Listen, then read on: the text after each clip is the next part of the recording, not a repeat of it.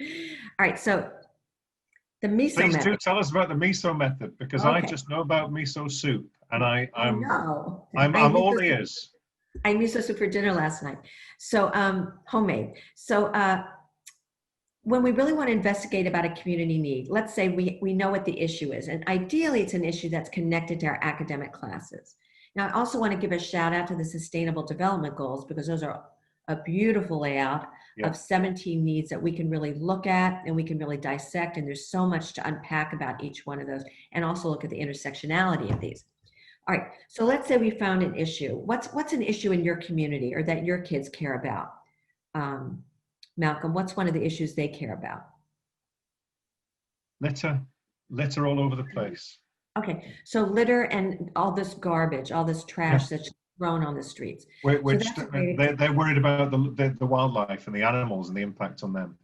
And they should be, because this is terrible. And one of the things, an article I just read, is because in COVID, the times of COVID now, people are at home, there's a lot of takeout going on. There's even more litter and trash being generated from the circumstance we're in. So we have to really just think about this.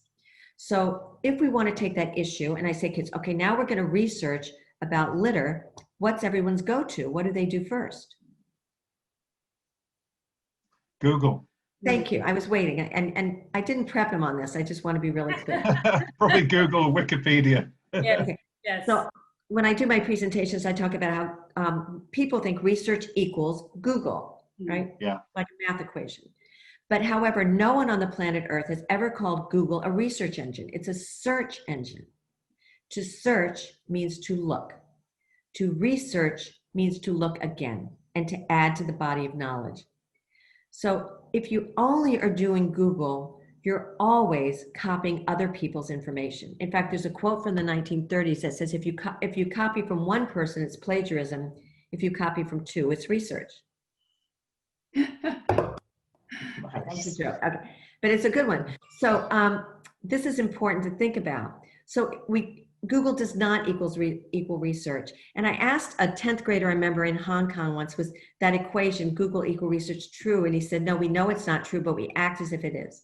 So I think to be really clear on what action research is, what meaningful research is. And this is true whether you're doing, in the IB world, whether you're doing any academics, whether you're doing exhibition or you're doing personal project or extended essay or CAS, this method will help. But it will help in any subject, IB or not. So MISO stands for 4 ways to do research. Media, okay, that's the M1. And media can of course include the internet, but what else could it include? Yeah, interviews. No, not interviews. No, that would be the I. Yeah. Yes. So media includes things like magazines, books, maps. Maps are so underutilized. Photographs, blogs, all these kind of things. So media is a range of resources, videos, films, we know all this.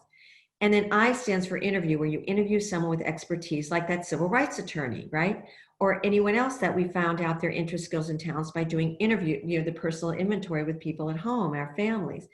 But we always know someone who knows someone. That's our interconnections, that we can usually find someone with expertise. So the third one is surveys. And I think surveys are underappreciated, underutilized. There's many ways to do surveys. We could do, of course, online, in person, interactive surveys. So my team has developed some great resources on surveys that are really accessible and useful for people, all ages. Give a kid a clipboard in kindergarten and you just gave them power, right? So surveys are great. And then O, we got SOUP, M-I-S-O, is observation and experience. And this is really important because we become a less observant society, because when we're leaving school and on the school bus or in a car going home, we're really looking at our phone and we're not looking at the world. So I love when teachers give youth assignments that make them look out their windows and see, well, how much litter do you see on the street when you're walking down the street or when you're driving past? Let's map it. Let's map all the different areas that seem to be the hot spots for litter in our neighborhood, our community. So students can generate ideas of how to use these, and there's different ways to do it.